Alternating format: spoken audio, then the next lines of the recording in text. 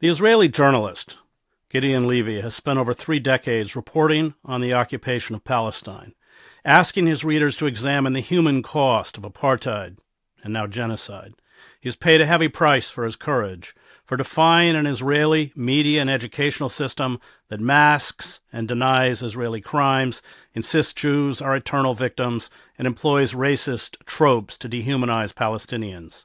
He is in many ways a pariah in his own country, but Levy refuses to be intimidated. His reporting has long been some of the best and most important reporting on Palestine. His new book, The Killing of Gaza, reports on a catastrophe, elucidates the lies used to justify apartheid and genocide, excoriates Israel for its lust for violence, including against children, and condemns the cheerleading of the mass killing in Gaza. He warns that the poison of Israel's settler colonial project is not only an injustice for the Palestinians, but will ultimately lead to the collective suicide of the Israeli state. The first part of his book focuses on what takes place in Palestine and Israel before October 7th, providing the needed context for the current genocide and the alarming increase in violence by Israeli soldiers and colonists in the West Bank. Gaza is the world's largest open-air prison. Its 2.3 million people have been under siege for now almost 18 years. The brutality inflicted by Israel during the occupation includes the killing and maiming of thousands of Palestinians, he writes, spawned a counter-brutality when Palestinians broke out of their concentration camp on October 7th. To understand is not to condone. But if we do not understand the cycle of violence, it will not be halted. Joining me to discuss his new book, The Killing of Gaza, is Gideon Levy. So I have long admired your work, that of your colleague Amira Haas. I'm going to begin with the two-state solution. You write about that early in the book, and you're quite emphatic. You write, the two-state solution is dead. 700,000 Jewish settlers in the West Bank and East Jerusalem killed it. That was their intention, and it was also the intention of successive governments, which did not stand in the way when settlers expropriated stolen lands. Today, there's no place for a Palestinian state to come into existence unless it's going to be a Bantustan. The world may well know this, but if so, it's pretending that it doesn't. So yes, this is something that when we talk about, when the Biden administration, for instance, speaks about proposing a ceasefire, they're always hearkening back to the two-state solution. You wrote this before October 7th, of course. It's only more true now. Explain how the two-state solution was extinguished. So first of all, Chris, thank you for having me, and thank you for your introduction. We should have stopped there because it cannot get any better after such an introduction. In any case, getting back to your question, the two-state solution is a very just solution. Two peoples share one piece of land. Both of them won't dream about self-determination. Both deserve self-determination. They are, by the way, at this stage of time, equal in their sizes, around 7.5 million Jews, 7.5 million Palestinians between the river and the sea. And what is more just than to divide the land and to let each of them live by its own, with its own state, like many other states. As you just quoted, the problem is that this train left the station a long time ago. Nobody is going to evacuate those 700,000 settlers. They are the most powerful group in Israeli society and in Israeli politics. And without their evacuation, there is no viable state. There is a Bantustan, but not a viable Palestinian state. That's the minimum of the minimum, the 67 borders. And it's really a minimum because we are talking about something around 20% of their original land. And even this is now populated by settlers.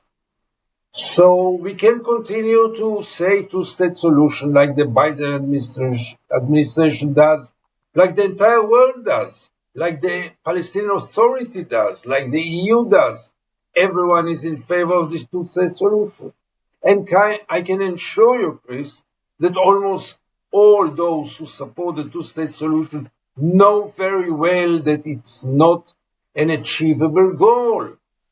But it's very comfortable to stick to the old solution, just to say it is on the shelf and one day we will use it. And meanwhile, let the occupation get stronger and bigger, and one day we will get the time to implement this solution. Meanwhile, nobody did anything to promote it, and it's dead. So you can continue to speak about the two-state solution, and by this, strengthening the occupation. And you can, like I try, to think about an alternative, because otherwise we are stuck. And the alternative is obviously the one-state solution. Now, it might sound a bizarre solution, but first of all, we are living in a one state for over 50 years now. There is a one state. You don't have to create it. Jenin and Hebron and Gaza in many ways are under the same control like Tel Aviv and Jerusalem. They are all under the Israeli control, under the Israeli government. The Prime Minister of Israel can decide what's happening in Jenin and what's happening in Nablus. We are in one state. The only problem is that it's not a democracy. So it's all about changing the regime of this state. Now, I don't want to oversimplify it and say, oh, it's so simple, we'll just change the system and then everything will be solved. No, because it means no Jewish state, no Palestinian state. But what is the alternative? There is none. So we have to try to get to this, at least to phrase the vision of one person, one vote, of those basic things of democracy, namely equality. Palestinians and Israelis on equal terms. Once we get to this, I think everything will look different. Right now, it looks totally far-fetched. You said the two-state, or advocating the two-state solution is, in your words, tantamount to making the occupation eternal, which is correct, of course. Is that what countries like the United States, the UK, Germany, is that what they embrace by supporting Israel, eternal occupation? I would say it like this. I'm not sure that it's this what they aim at, but they couldn't care less if this will continue. That's for sure. Why would they? I mean, and why would I guess? Look at their policy.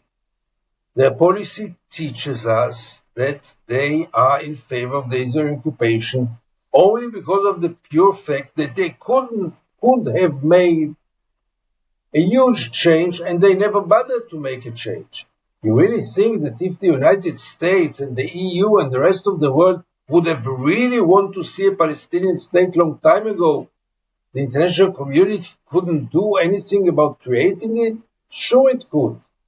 But it's comfortable for everybody to pay a lip service to the two-state solution and to strengthen the occupation. You write, again, this is before October 7th, the two peoples are today more distant from each other than they have been at any time since the dawn of Zionism. Emotions are running high. The hatred, the fear, and the mistrust have reached terrifying levels. There are those in Israel who are discussing Nazi-like solutions, ranging from expulsion up to physical annihilation. In the Palestinian territories and also in growing circles around the world, there is a talk of a free Palestine between the Jordan and the sea, one that has no place for Jews. I've always looked at the reporting that you did and Amira did as a kind of constant warning that if you keep treating people like this, what you're doing is creating the kind of extremism and, without question, war crimes and atrocities that were committed by Hamas or other Palestinian resistance groups on October 7th. But you've been, I don't know, decades now. But that seems to me, and I think, again, this was before October 7th, that seems to me the flashing signal that you were sending out, certainly to the Israeli public and the rest of the world community through your journalism. First of all, I take it as a compliment, a very serious one. And secondly, yes, I think that the evidences are on the ground, and I'm just collecting them and exposing them. It's now 35 years that I'm covering the Israeli occupation. People in Israel tend to think that what I do is covering the Palestinians. No, I'm not covering the Palestinians. I'm not an expert on the Palestinians. I don't even speak their language. I'm covering us, Israel. I'm covering our crimes. I'm covering our policy. I'm covering our army, our secret services. And that's my aim also, to put this mirror, to show the Israelis, look, this is on your behalf. This is what we are doing to them, not what they are suffering. It's not about their suffer. It's about our moral profile. And this is a very depressing one. I think it's depressing. You know, I lived in Jerusalem from 1988 to 1990, and the kind of political demographic, if you want to call it that, of the Israeli public has changed, because certainly when you began, there was a peace camp. There were figures like Uri Avneri. The Women in Black. Remember these groups that used to protest on it? And that all seems to have vanished. Talk about what's happened within Israeli society, because when you started this kind of reporting, there was maybe not significant, but a segment of Israeli society who heard it. And how? And I'll give you just a small example. I remember in the late 80s when I wrote about the first woman who was about to give birth and couldn't do it and tried to get to a hospital and lost her baby in the checkpoint. And it was quite a scandal in Israel, and it get to the cabinet meeting. Ever since then, I wrote at least about another 5 or 6 cases like this, and nobody cared less. This is about the humanitarian point of view, but you refer more to the political point of view. And here we are witnessing a much more disturbing process in which Israel turns into more and more militarism, racism, and nationalism. And if this was not convincing to you or to anyone until the 7th of October 2023, after what's happening after the 7th of October kills any doubts about it. Israel really was never speaking in one voice like now. I know people think Israel is divided, Netanyahu, not Netanyahu, protest for the hostages. Very true. But by the end of the day, Israel is talking in one voice, favoring this war in Gaza, supporting continuing in Lebanon, supporting continuance of the occupation, objecting the two-state solution even. There was a vote in the Knesset a few weeks ago, and it was unbelievable. It was almost 65 or 70 members in favor of totally excluding the possibility of a two-state solution vis-a-vis, I don't know, 10 members who voted differently. Israel totally changed, especially in the last year. What happens to Israel in the last year is dramatic, because the last remains of the peace camp, the last remains of those who believed in any kind of equality, of any kind of perceiving the Palestinians as human beings like us. It is all gone. Most of the Israelis, if not all of them, say after the atrocities of the 7th of October, we have the right to do whatever we want. After the 7th of October, we don't believe anymore in any kind of peace with those people. And where does it lead us? Well, you write in the book about how, you know, after October 7th, the liberal Israelis just completely collapsed and said, well, I guess the right wing, they're right. We were wrong. Yeah, and other voices are not only very lonely, but became really illegitimate. Yeah. You know that today, if you pay some empathy to the suffer of the children of Gaza, I can't think about something more innocent than this. I can't think about something more human than this. You might lose your job, you might be fired, you might be called for interrogation, and you might even go to jail. And all those things happened without any resistance in Israeli society. Now it's focused on Israeli Palestinians, Palestinians with Israeli citizenship. But there were also some Jewish teachers and headmasters who were called for interrogation because of paying empathy, expressing empathy with the children of Gaza, with the victims of Gaza. Even this is not legitimate anymore in Israeli society 2024. Let's talk about that change before October 7th, because the peace camp, if we want to call it that, it atrophied significantly before these attacks. When I lived in Israel, the Knesset outlawed the Koch party under Meir Kahane, and in fact denounced him. I don't know if they used the word fascist, but it was something strong like that. And now we've watched, in essence, the heirs of Kahane take control of Israel, and the rise of this powerful settler movement. What do you attribute that to? I'm talking about before October 7th. It's an ongoing process in which the Israeli Zionists could not deliver any goods because there was a built-in contradiction between Zionism and being a leftist or being a peacenik or being a person of conscience. Zionism, Chris, today means Jewish superiority, Jewish supremacy between the river and the sea. There is no better definition for Zionism today than this. And this does not go with all the other values.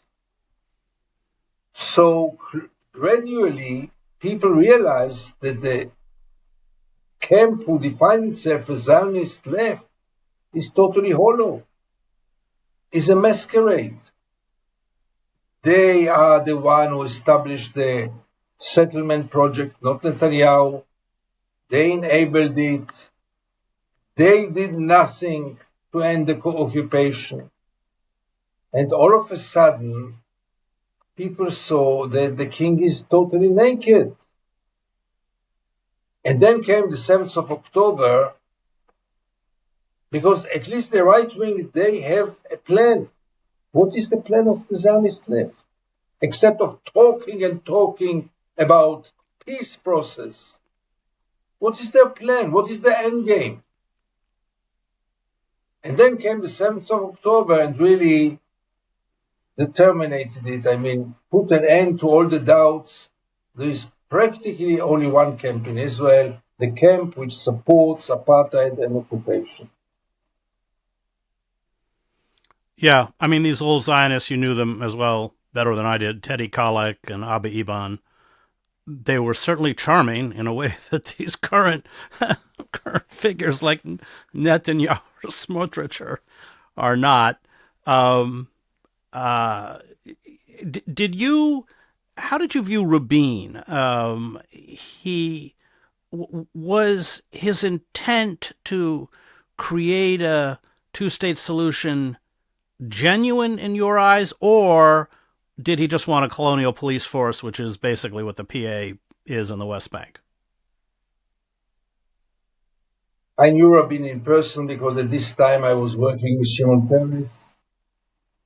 And I can tell you, both Peres and Rabin and others, they lacked one thing.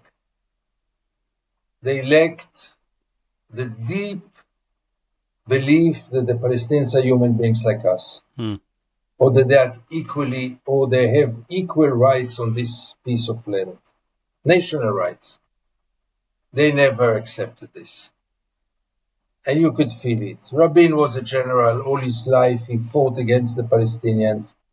I think genuinely he really believed and so did Shimon Peres, that we need to do something to ease their life. But they wouldn't go all the way as it's needed.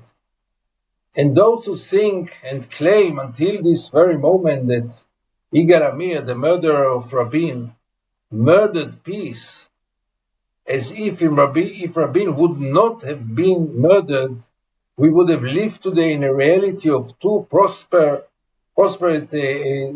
independent states, is really cheating, because Rabin didn't aim at this. He didn't believe in the Palestinians. You could even see his attitude toward Arafat. I mean, the whole attitude was a colonialist attitude. It was not an attitude between two equal partners. Never, not for a moment. And therefore, Rabin meant good, meant well, but he was incapable of going all the way. And so did all the other Zionist leftists. They were never ready to go all the way. And you can't, there are no shortcuts. If you want a real just solution, you have to go all the way and give up many, many things. Yes, it has a price. Otherwise, it's a masquerade.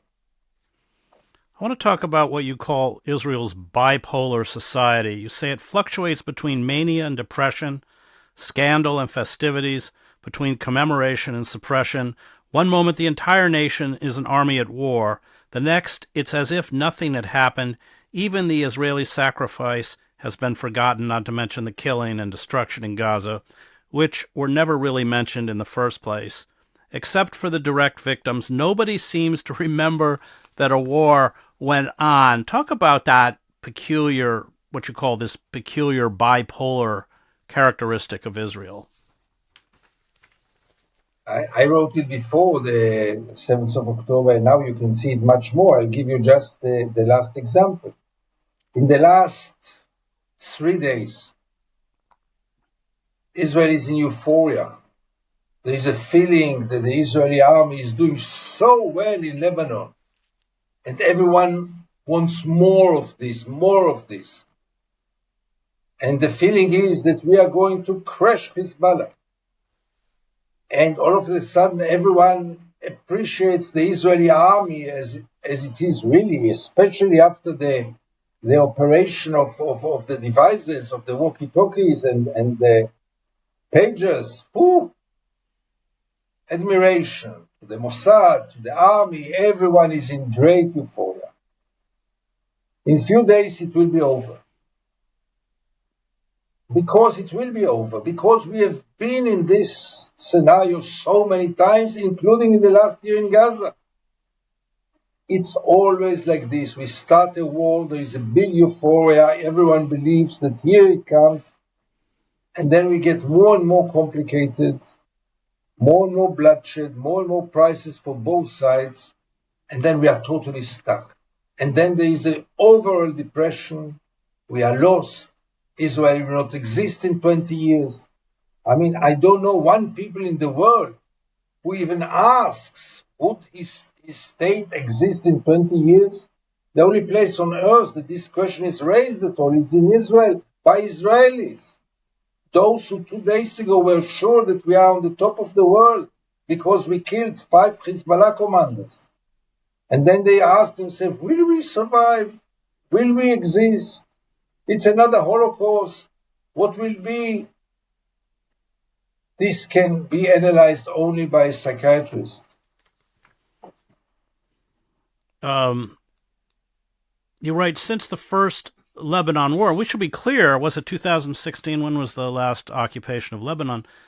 To be generous, the last occupation of Lebanon was at best a stalemate, and there's a pretty strong argument that Israel was driven out by Hezbollah.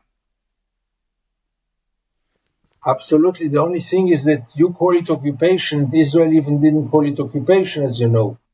Right. We never say that we occupied Lebanon. And it's almost astonishing how things are repeating themselves, stage by stage, the same development, and nobody sees the similarity and nobody draws the conclusions. which gets to what you write. Since the first Lebanon war, more than 30 years ago, the killing of Arabs has become Israel's primary strategic instrument. The IDF doesn't wage war against armies, and its main target is civilian populations. Arabs are born only to kill and to be killed, as everyone knows. They have no other goal in life, and Israel kills them.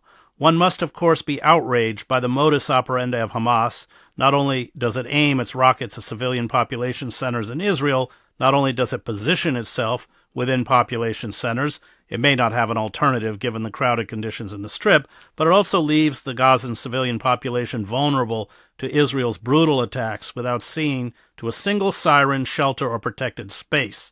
That is criminal. But the barrages of Israeli Air Force are no less criminal on account of both result and intent. So there were two issues you raised, which are, of course, extremely important at this current moment. And one is that Israel's main target is civilians.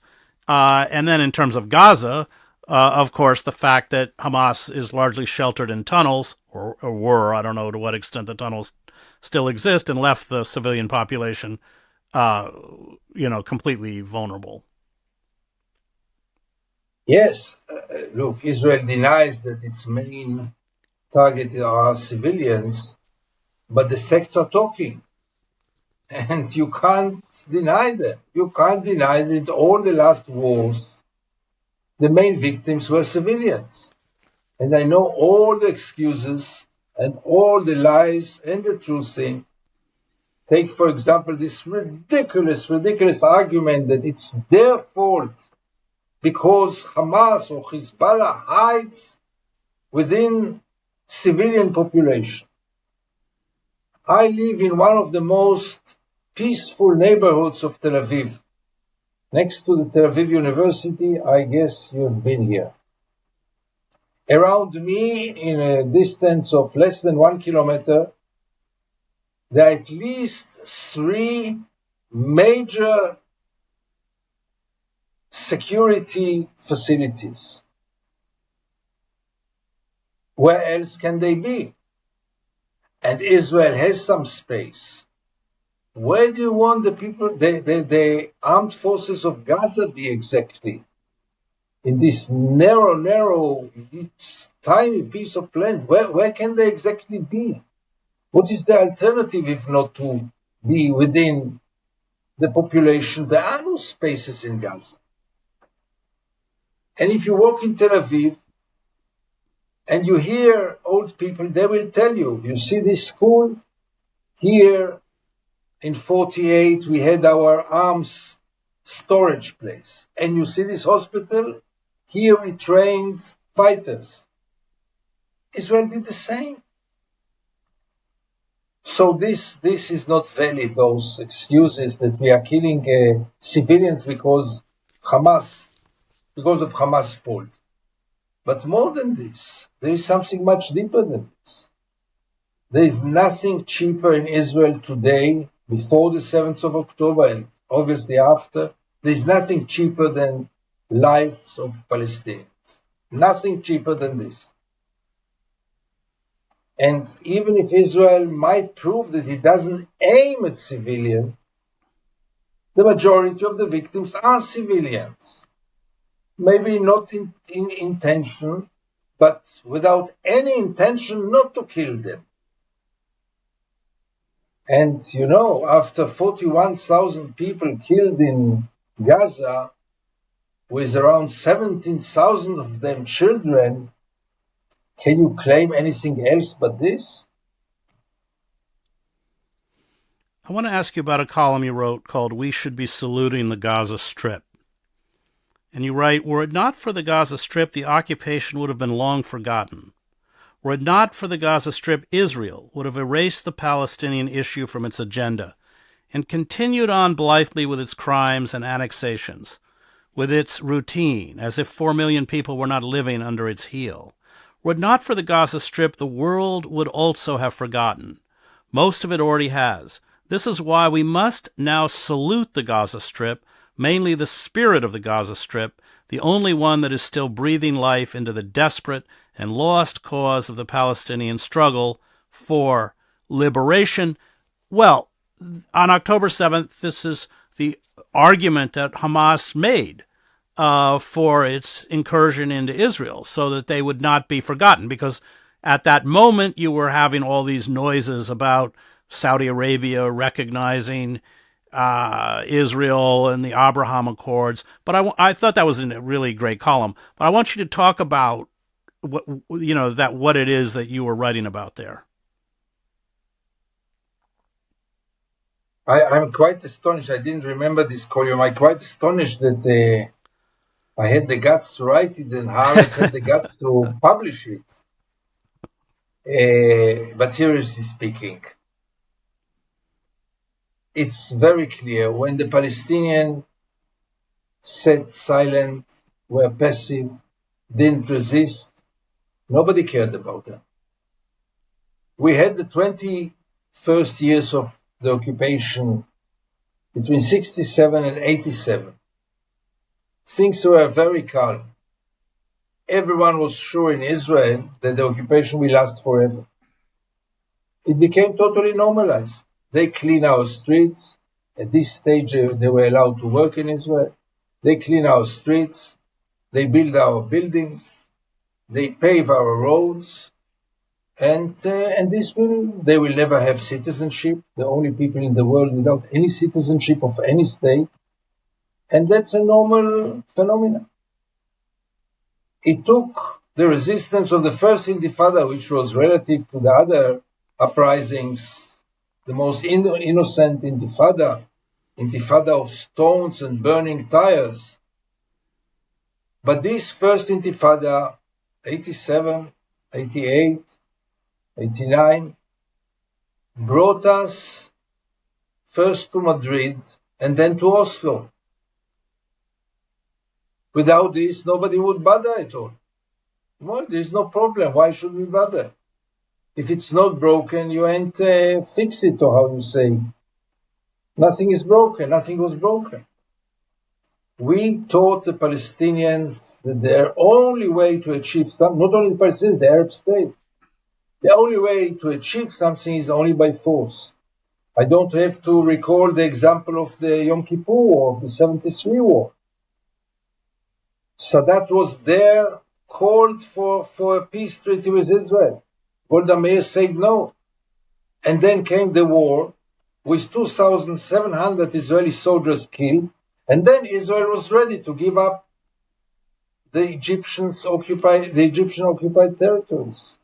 Without the war, Israel would have never done it. So the message is, if you want to achieve anything from us, only by force. And the message for the world is the same. If you want the world to care about you, raising your voice is not enough. You have to take measures. You have to take actions. And unfortunately, many times, violent ones, aggressive ones, and many times even barbarian ones, like on the 7th of October.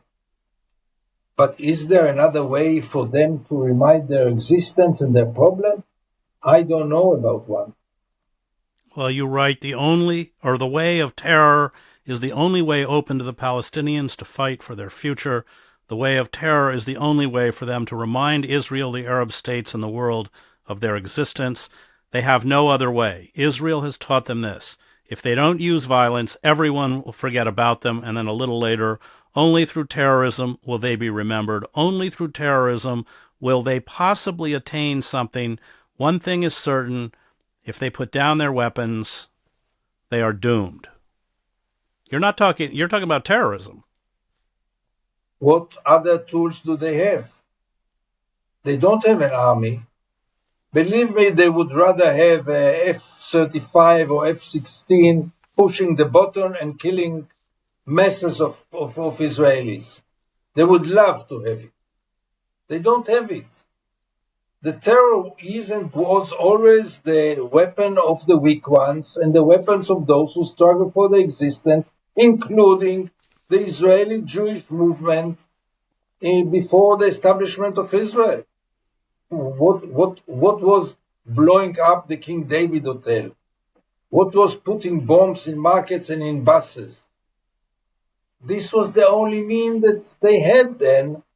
The Zionists, the first Zionists, the first active Zionists, the underground organizations, the Stern Gang and the Etzel and the Haganah. That's the weapon. They don't have any other one. And it sounds horrible. I know it sounds horrible, but it is horrible. Because once, look at Gaza. If Gaza does not resist, anyone talked in the last years about lifting the siege over Gaza? Anyone mentioned the siege? 2.3 million people in a cage? This would last forever. Nobody mentioned, nobody was bothered by it. Everything was silent and everything was normalized. It was normalized that 2.3 million people, that there is a legitimacy to keep them in the cage forever. So what alternative do they have, for God's sake? Let's talk about October 7th. How radically has that reconfigured the conflict? How radically has it changed Israel itself? What, in short, what are the consequences of October 7th, both within Israel for the Palestinians and now, of course, with Lebanon regionally? I think we are still in the middle of the happenings, and we don't appreciate yet how deep is the change and how dramatic is the change and how destructive it is to everyone. It is true that for a moment there was a hope, and some people still have the hope that out of this chaos something good can emerge.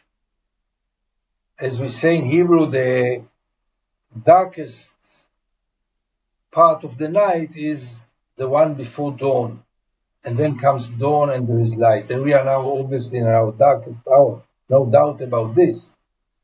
But it sounds very romantic, and I'm not sure this is the case. First of all, about Israel. Israel lost its humanity. In my view, that's the worst. Totally lost its humanity. Everything is acceptable. 60 prisoners were killed or died in 1 year in these terrible Israeli camps, concentration camps it built for the people of Gaza, part of them innocent people. 60 prisoners. In Guantanamo, over 20 years, there were 6 prisoners dying, and the whole world was troubled by Guantanamo, and rightly so. 60 prisoners being dead, most of them because of starvation, diseases, or violence. Nothing. Israel is totally indifferent to this. And so about the killing, and so about the destruction.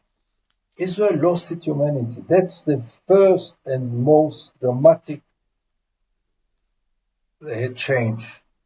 Then came the political changes. As I said before, no belief in any kind of solution, no belief in any kind of human attitude toward the Palestinians, no belief that there are limits to using force, that there is international law, that there is an international community, that there are some moral limits to what you do. No, we can do whatever we want after the 7th of October.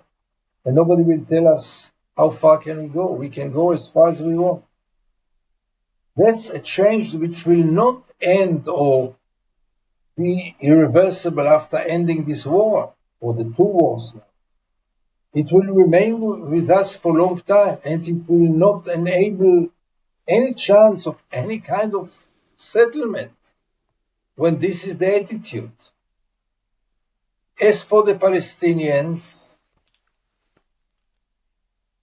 I know less. I'm not in Gaza for 18 years now, but I guess that the levels of hatred toward Israel in Gaza, very justified hatred, let's be honest about it, reached new levels when when you know who did all this to you, when you see your children being killed in masses, when you see your parents starving, what do you think will come out of it after the war, at 6 after the war? So I think that by the end of this war, we will be even in a worse situation than we have been before this war, in terms of chances or perspectives or any kind of positive change. So the Netanyahu government has been criticized in terms of Gaza of not having an ultimate plan. It's been just called a war of vengeance. I don't know if that's correct. It does seem, from what I've read in the Israeli press, they clearly want to annex the northern part of Gaza. Early on, they tried to get Secretary of State Blinken to push the Egyptian government, Sisi, the Iraqi government, to accept Palestinian refugees. It strikes me that what they want is to, of course, they've largely already accomplished the decimation or total destruction of Gaza, but what they want is massive ethnic cleansing. Right now, they just have impediments that they need to overcome. Would you agree? Absolutely. It is, nobody would admit it. And I'm not sure that Netanyahu's government had a detailed plan. But I'm one of the few who believes that Netanyahu stands for a very solid ideology. It's not all about him trying to stay in power and maintain his office. No. Behind this is a very dangerous ideology, namely not believing in any kind of settlement with the Palestinians. He never believed in it. And trying to see the wars as an opportunity to create a new Middle East, an opportunity to annex, an opportunity to expel as many Palestinians as possible, an opportunity to kill as many Palestinians as possible. Yes, there are limits. He cannot do everything. If it would depend on many Israelis, I don't know if the majority or not, Israel would have been much harsher in Gaza. People called for it. Mainstream people called for it. And mainstream general is calling for starving Gaza to death. It became part of the discourse. And it is part of an overall plan of those who think that, as they phrase it, it's either us or them. And it'd rather be us and not them. And we cannot go on forever living together here. And if we can't live together, we will be the one who will stay here, and they will either vanish or be killed or expelled or transferred or whatever, but there is no other solution. Palestinians argue that if Netanyahu accomplishes his goals in Gaza, which of course is the depopulation of Gaza, ethnic cleansing, the West Bank is next. I think you have 2.7 million Palestinians in the West Bank, about 700,000 settlers. Is that the next stage? Yes, but I'm not sure it will be possible, because I'm not sure it will be possible even in Gaza. I don't see it happening that Israel will expel 2.3 million Palestinians from Gaza. Where to? The Egyptians will never let it happen. There is nowhere to expel them, so it's not that the Israeli intentions have some limits. No, there are no limits there, but there are limits to the capability of Israel to do it. And same for the West Bank. Look, the transfer in the West Bank or the ethnic cleansing started in 67, not now. Wherever and whenever they could, they did.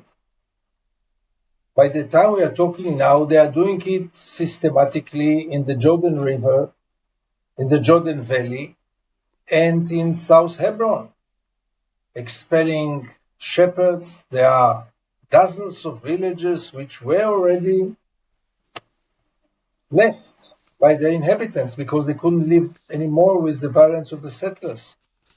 So you see it here and there, but there are limits to the capability. No more limits, only limits of how achievable it is. Let's talk about Lebanon.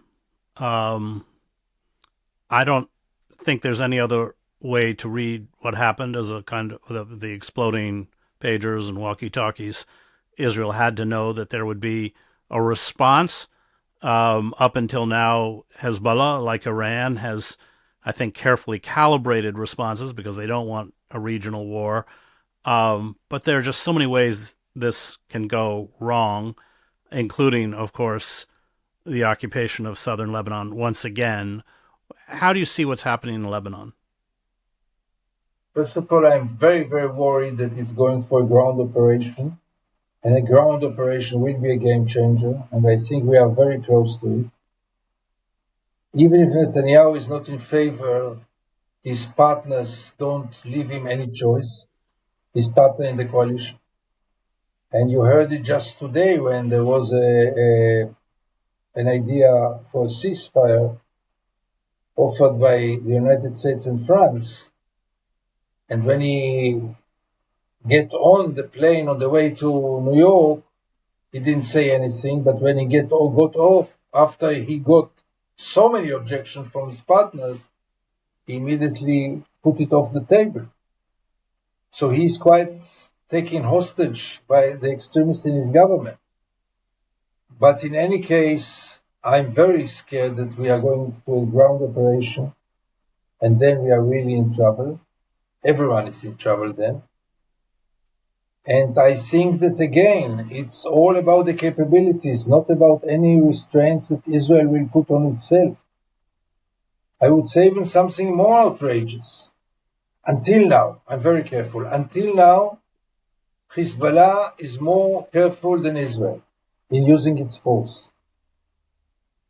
Maybe it will change tonight. But until now, they are more careful and more responsible. Israel is going all the way and doing anything possible to push Hezbollah to go for an overall war. It's very clear. We are doing anything possible to push them to the wall, and then they will start to launch rockets on Tel Aviv, and then we have an overall war. And is that because they believe that they can break Hezbollah? That if they use this overwhelming violence, include, of course, they're now bombing parts of Beirut once again, as they bomb decimated West Beirut. Is that what they believe? Do they think that that this will break Hezbollah and break Iran? Exactly as they believe that they can break Hamas. And with Hamas they failed, and Hamas is much weaker than Hezbollah. Yeah. And they failed just a few months ago. And we don't draw any lessons out of it. It's unbelievable. It's not history from years ago. It's from now. They didn't break Hamas. At all not. And here they go for the same strategy also with Lebanon, believing that they have to crush Hamas and that Hezbollah, and that it is possible. And we learned, we didn't learn, but we saw already that in Gaza it didn't work. So why would it work in Lebanon, for God's sake? With a much stronger organization, with a much more massive Iranian commitment than to Hamas. But So that's a matter of fact. Paint for me the worst scenario. What worries you the most about where we could head? For the short run, it's a regional war. But for the long run, when you say regional war, are you including Iran and Syria? Yes, sure. In one way or the other, sure. That's the worst scenario, if Iran gets in. But for the long run, my concerns are much different. First of all, as an Israeli who never thought to leave Israel and will not leave Israel, it's becoming an impossible place to live in. And that's a major concern for me, personally. it is also about the world, normalizing it and learning to live with it. I'm very afraid that what happened to the American natives might happen to the Palestinians. Many of my friends used to say, no, there is no example in the world in which a people struggled over its rights and failed. Finally, justice will prevail.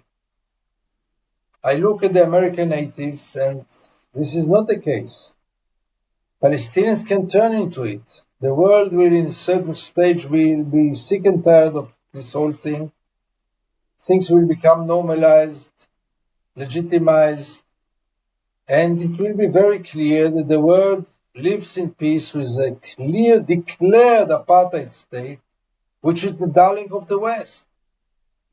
This might happen. We are not far from this. And then we are really living forever in an apartheid state with all the consequences.